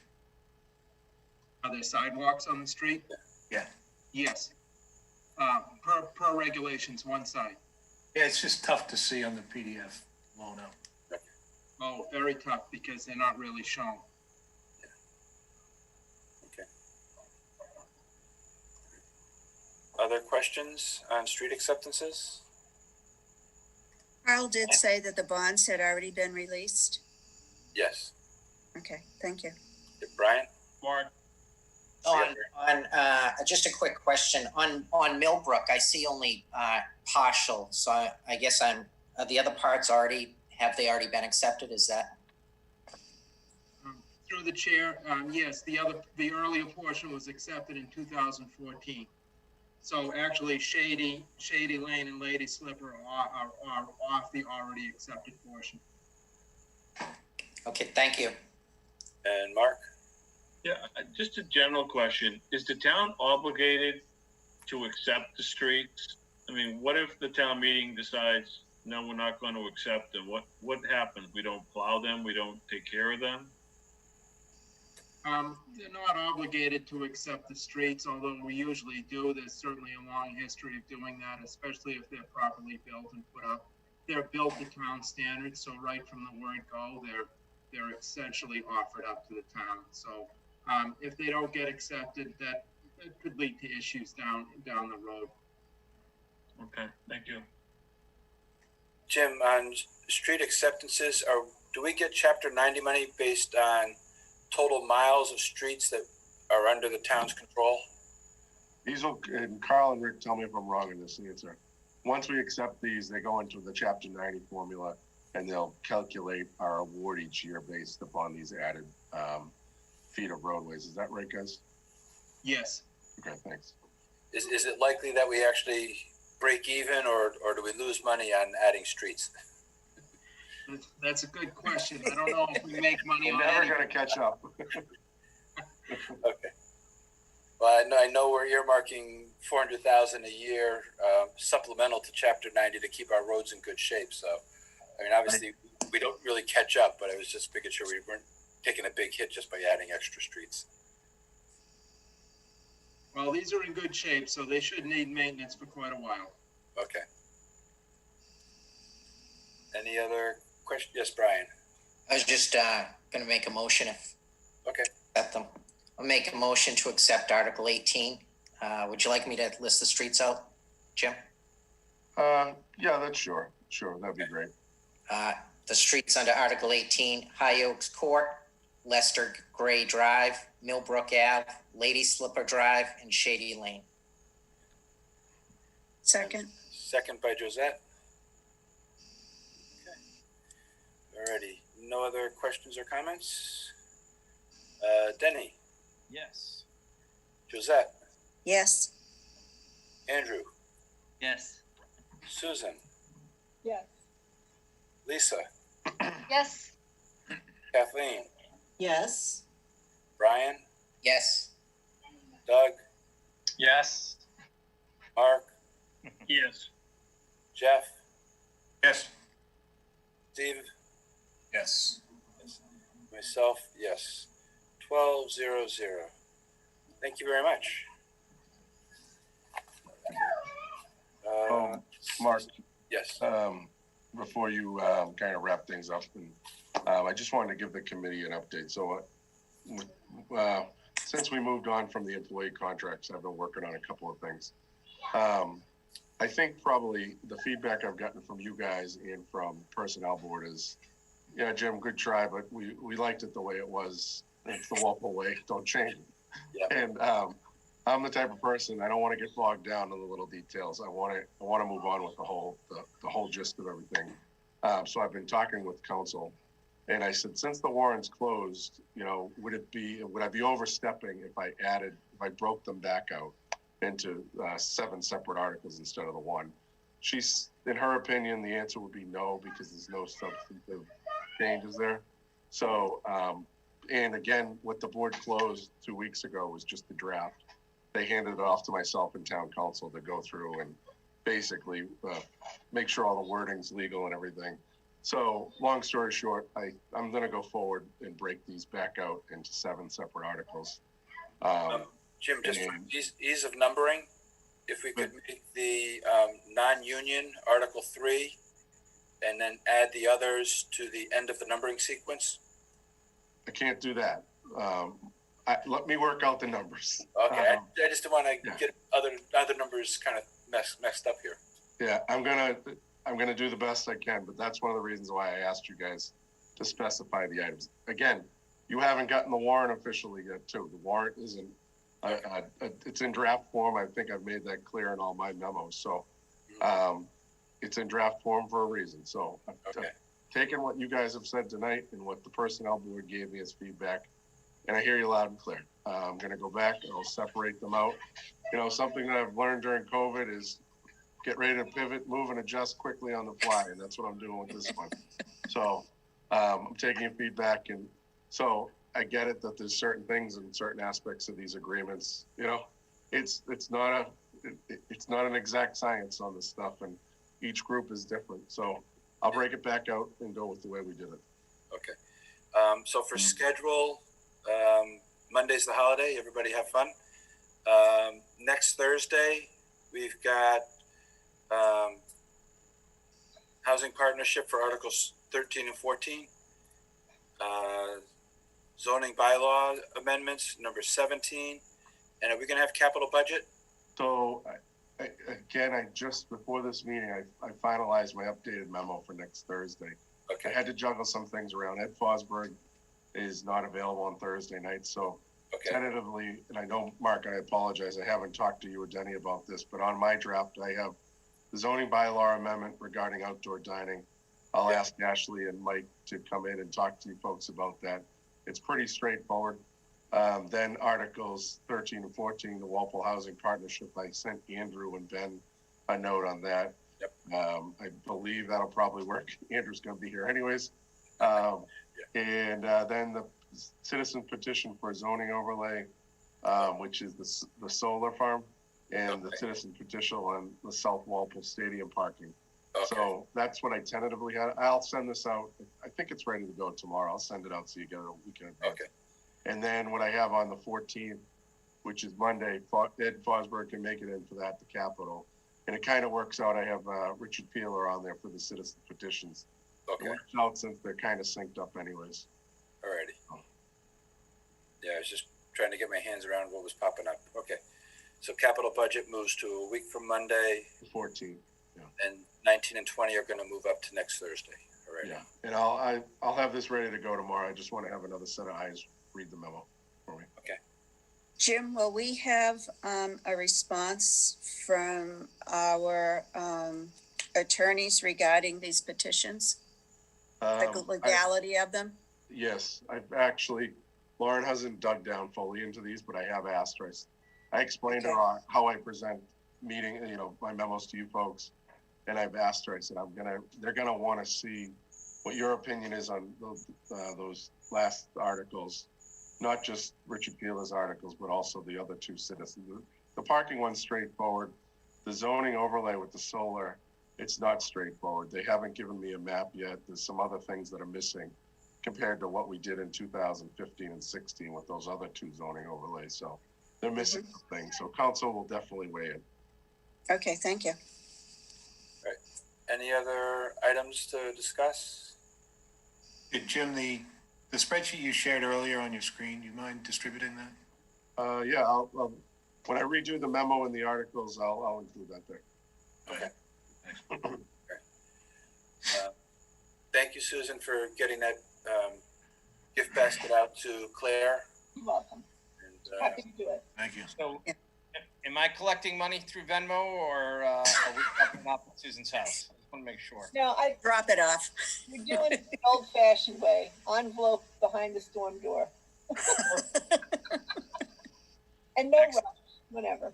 Okay. Make a motion to adjourn. Motion by Jeff, seconded by Denny. Andrew. Anyone. Okay. We're all ready. Yeah. Yeah, we're ready. Okay, Denny, motion to adjourn, yes. Yes. Josette, Yes. Andrew, Yes. Susan, Yes. Lisa, Yes. Kathleen, Yes. Brian, Yes. Doug, Yes. Mark, Yes. Jeff, Yes. Steve, Yep. and myself, yes, 12-0-0. We stand adjourned. Thank you, everyone. Thank you. Good night. all. Have a nice Aye. weekend. Thank you. You too.